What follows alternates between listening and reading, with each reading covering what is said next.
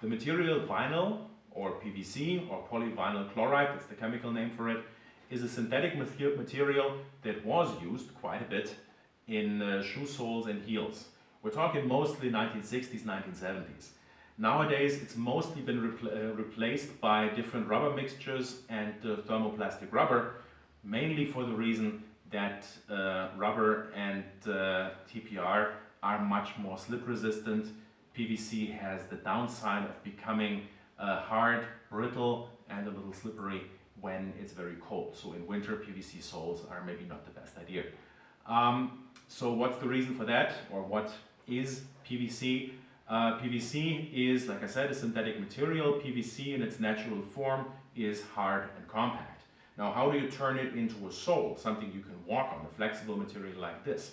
You add a so-called plasticizer or plastifier, which makes it more flexible, which turns that rigid material into a flexible material, and then you can use it to make soles and other items.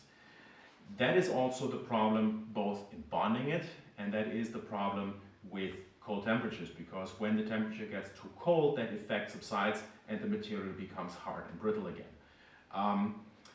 When it gets too hot, specifically when sanding this material or when otherwise heating it, it can sweat out the plastifier, and that is something that if you're bonding this material, you need to deal with. Now, first of all, how do you recognize PVC? Because as I said, not so common anymore, and many times rubbers, modern rubbers and TR are used in its place. So how do you differentiate rubber, TR and PVC? Very simple. PVC melts when you grind it. Yeah, that's this plasticizer effect.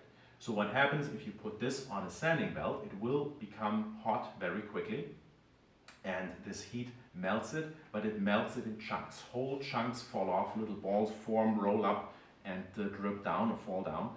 Unlike TPU, which is another material that is used nowadays very often in shoe soles, TPU melts into a liquid, and PVC melts into chunks and rips off in chunks.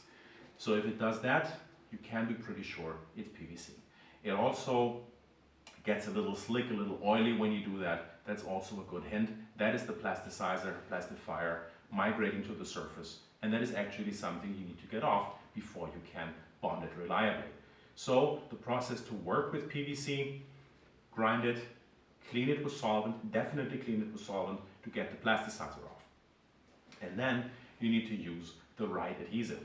And the right adhesive in this case has to be one that is resistant to this plasticizer.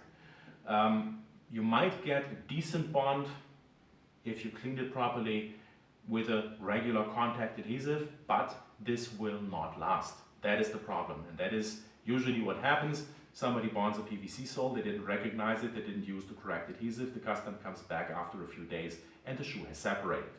Simply because more plasticizer has migrated to the surface, has broken down the adhesive, which wasn't resistant to it, and therefore the bond has failed.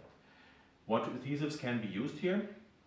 Generally, polyurethane-based adhesives like our Cintiq Total can be used very well, but that has the issue of not working on EVA and generally being a little more complicated to work with than the contact cement. The best option, and actually the easiest option for you, is to use either our Multicol or Col de Cologne universal adhesives. That's what those products were developed for in the first place, to also bond PVC. They do a lot more, but that is still one thing they really shine at. They work very well on PVC, assuming it's been ground, sanded, and cleaned properly. If you're bonding PVC to PVC, there's certain applications where you need to do that. You can reinforce the adhesive even more by adding our Harden C. If you bond PVC to some EVA, for instance, or to leather, it's not necessary. But if you bond PVC to PVC, you're attacking the adhesive with plasticizer from both sides.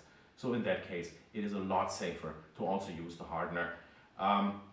More on that in the hardener video, of course, but just to sum this up, 5 to 10%, mix it well, use the adhesive within a slightly shortened open time, and work as normal. Not a problem at all.